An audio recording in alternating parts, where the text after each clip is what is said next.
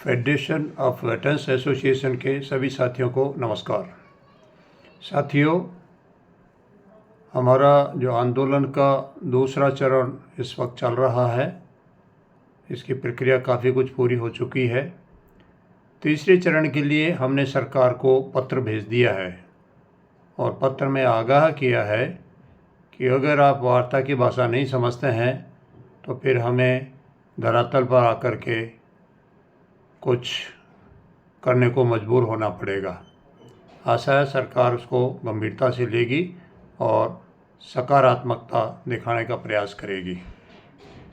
इसके अलावा अभी ताज़ा घटना एक पंजाब पुलिस द्वारा जो घटित हुई है, पटियाला पुलिस द्वारा, जिसके अंदर 4 सब इंस्पेक्टर पंजाब पुलिस के 8 अन्य कर्मचारी 12 पुलिस वालों ने मिलकर के एक on service colonel Pushpendra Singh साहब और उनके बेटे के साथ में ज्यादती करी है, मारपीट करी है, उनका अपमान किया है। ये सारी चीज़ें अब पराकाष्ठा को पार कर रही हैं। अगर समय रहते सरकार ने इस पर संज्ञान नहीं लिया तो इसके दुष्परिणाम निकल सकते हैं। ये सवाल एक आर्मी के कर्नल के सम्मान या अपमान का नहीं है। ये सम्मान इस देश की 14-15 लाख सैनिकों की जो सेना है उसके मनोबल से जुड़ा हुआ मसला है। नेपोलियन बोनापार्ट, जो कि एक महान सेनापति हुआ था, उसने कोट किया था कि एक उच्च मनोबल वाला सैनिक, हाई मोरल सोल्जर, दुश्मन के 3 सैनिकों के ऊपर भी भारी पड़ता है। लेकिन पिछले कुछ समय पे नज़र डालें, देश के अलग अलग राज्यों की पुलिस द्वारा पूर्व सैनिकों और सैनिकों द्वारा बदसलूकी की जाती रही है और इसका परिणाम निश्चय ही सेना के मनोबल पर पड़ेगा। सेना का एक कर्नल नॉर्मली एक यूनिट को कमांड करने के लिए यही रैंक होता है और उस यूनिट के अंदर 800 से 1000 तक जो सैनिक होते हैं उनको वो कमांड करता है और उस यूनिट के तमाम सैनिक और उन सैनिकों के परिजन ये विश्वास रख कर के अपने कर्नल की एक आवाज़ के ऊपर गोली खाने के लिए भी तैयार रहते हैं कि अगर मेरे या मेरे परिवार के अपमान पर या सुरक्षा पे कभी भी कोई आंच आएगी तो उसके लिए मेरा कमान अधिकारी, कमांडिंग ऑफिसर, वो सक्षम है और वो सारी कुछ सुरक्षा मुहैया करेगा, मेरे हितों की रक्षा करेगा। लेकिन ये जो वर्तमान माहौल हम देख रहे हैं, इसमें वो कर्नल साहब क्या अपने सैनिकों के मनोबल को बनाए रखेगा, क्या उनको सुरक्षा प्रदान करेगा? उसकी खुद की सुरक्षा ही जो है कायम नहीं है। ये बहुत ही हदें पार कर रही है police. Federation of veterans association ने जब जयपुर के अंदर एक कमांडो के साथ में मारपीट की गई थी, तब भी गृह मंत्री को चिट्ठी भेज करके आगाह किया था कि ये ठीक नहीं, ऐसी घटनाओं को रोका जाए। लेकिन लग रहा है कि सरकार भी कान में तेल डाल करके सोई हुई है और शायद इसके दुष्परिणाम जिस दिन आएंगे तो बहुत देर हो चुकी है और सरकार को बहुत पछताना भी पड़ सकता है इस काम के लिए। क्या है, एक आम जन को, बेचारे को कौन सुनेगा इस देश के अंदर? सेना का एक सेवारत ऑन सर्विस कर्नल अपने काम से कहीं चल कर के जा रहा है और किसी खड़ा होकर के और जलपान और अल्पाहार ले रहा अपने बेटे के साथ में, और वहाँ के जैसा कि कहा जा रहा है कि नशे के अंदर धुत पुलिसकर्मियों ने आकर के गाली गलौज और मारपीट किया है, जख्मी तक कर दिया, बेहोश कर दिया है। कहाँ गई मानवता? ये कहाँ है मानवाधिकार वाले बैठे हुए मुंह छुपा करके? क्या हमारे सेना और सेनाध्यक्ष कर रहे हैं? क्या रक्षा मंत्री जी कर रहे हैं? क्या ये एक तरीके से सरकार ने खुली छूट दे दी इन दरिंदों को कि तुम जिसके साथ आए मर्जी जैसा भी व्यवहार कर लो? इसका परिणाम बहुत गलत निकल सकता है। अभी आज ही फेडरेशन ऑफ वेटरन्स एसोसिएशन की तरफ से गृह मंत्री श्री अमित शाह जी और चीफ ऑफ आर्मी स्टाफ को एक पत्र भेजा जा रहा है जिसके अंदर इन्हीं सब बातों के लिए आगाह किया गया है कि अगर समय रहते ध्यान नहीं दिया गया तो बहुत गंभीर परिणाम इसके सेना को और देश को भुगतने पड़ सकते हैं। जिस दिन सेना का मनोबल ख़त्म हो गया वो सेना बहुत कमज़ोर मानी जाती है और इन जातियों के विरुद्ध, जैसा कि पहले कई घटनाएं होती रही हैं विगत के अंदर, सेना ने अगर कानून को अपने हाथ में ले लिया तो उस दिन इस सरकार को भी शर्म से नीचे देखना पड़ेगा और पुलिस को तो कहीं भाग करके छुपना पड़ेगा। सरकार से आग्रह है कि समय रहते चेते और इन दरिंदों को कंट्रोल करे। ये ब्रिटिश मानसिकता वाली पुलिस है जो ये सोच के चलती है कि ये पूरा देश हमारा गुलाम है, हम कुछ भी कर सकते हैं। ऐसा नहीं है, देश आज़ाद है, यहाँ पे संविधान है, यहाँ पे कानून है। लेकिन मैं यहाँ पे सरकार की निष्ठुरता ही कहूँगा कि इतने सारे इंसिडेंट हो रहे हैं, हर महीने 2 महीने के अंदर कहीं न कहीं किसी की राज्य के अंदर पुलिस द्वारा जो है पूर्व सैनिकों और सैनिकों द्वारा ज्यादती की जा रही है और उसके बावजूद भी सरकार इसका संज्ञान नहीं ले रही है। इसके अलावा हमारा जो पंजाब के अंदर हमारे पूर्व सैनिक भाई हैं, बहुत अच्छा रोल वहाँ पे अदा कर रहे हैं। पटियाला के अंदर उन्होंने जो है डीएम और एसपी के ऑफिस का घेराव करके वहाँ पे घेरा डाल के रखा हुआ है। मैं दाद देता हूँ वो कर्नल साहब की पत्नी को, मैडम को, कि बड़े साहस के साथ में उन्होंने इस स्थिति का मुकाबला किया है और काफ़ी हद तक अब एक्शन भी होने शुरू हुए हैं। पुलिसकर्मियों का सस्पेंशन कोई पनिशमेंट नहीं होता है, ये एक पुलिस का कार्य प्रणाली है कि किस प्रकार से किसी घटना के ऊपर आवरण करना, चद्दर डालना, लिपापोती करना है।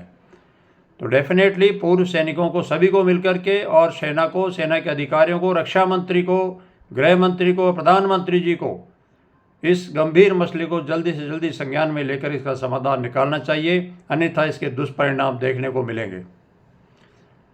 इससे अगला विषय है हमारे आंदोलन के बारे में। पिछले दिनों कुछ संस्थाएं 9 मार्च को दिल्ली के अंदर राजेंद्र भवन में इकट्ठी हुई थी इस मकसद से कि हमारे पूर्व सैनिकों की मांगों के समाधान के लिए एक मंच तैयार किया जाए।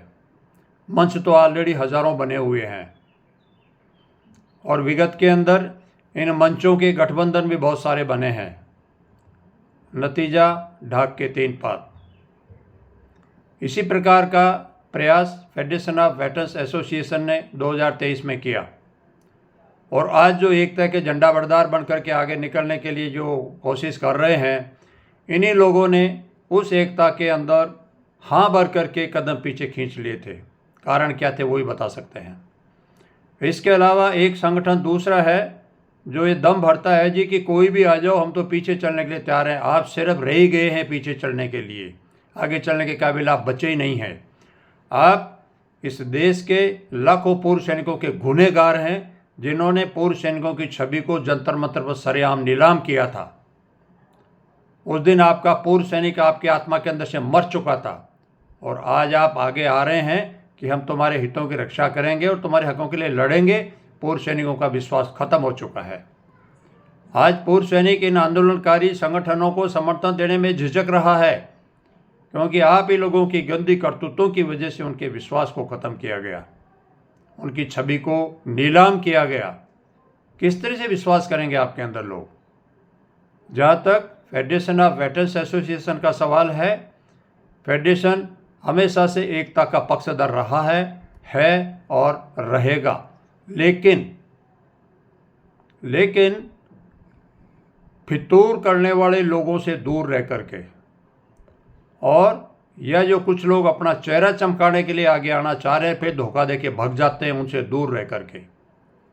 फेडरेशन ऑफ वेटरन्स एसोसिएशन के जो हमारे नुमाइंदे 9 अप्रैल की मीटिंग में गए थे, वहाँ पे वो आश्वस्त करके आए थे कि हम इस मसले को हमारी कार्यकारिणी के सामने रखेंगे। कार्यकारिणी निर्णय लेगी इसके ऊपर कि हमको आपके साथ में गठबंधन रखना है या नहीं रखना है। फेडरेशन की काउंसिल ने इसके ऊपर विस्तृत विचार विमर्श किया है और इस निष्कर्ष पर पहुंची है एकता जरूरी है, लेकिन वो दीर्घावधि के लिए होनी चाहिए।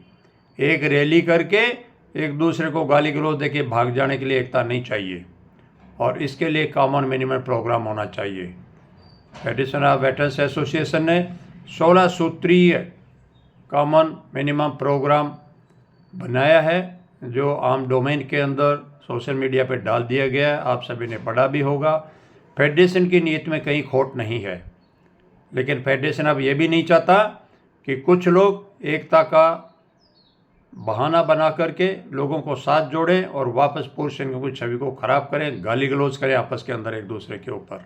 बहुत हो चुका, बहुत बुराइयाँ करी एक दूसरे संगठन की, मिला क्या? कुछ नहीं।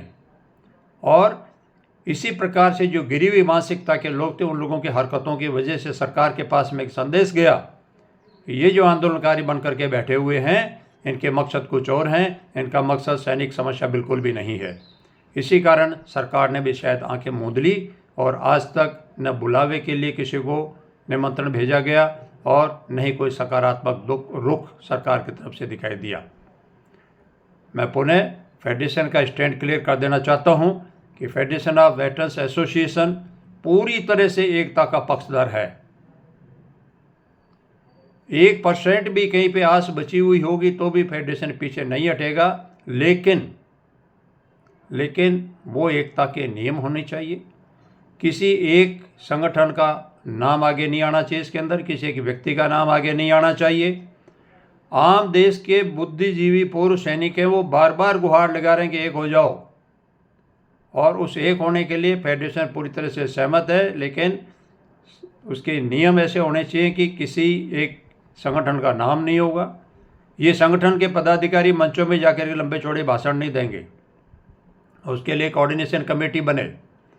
कोऑर्डिनेशन कमेटी के अंदर जो प्रतिभागिता है वो जितना बड़ा संगठन उसकी संख्या के आधार पे हो, और हर चीज़ के एक नियम पहले से निर्धारित हो, लिखित के अंदर MOU साइन हो, और हर संगठन उसको सख्ती के साथ में अमल में भी लाए।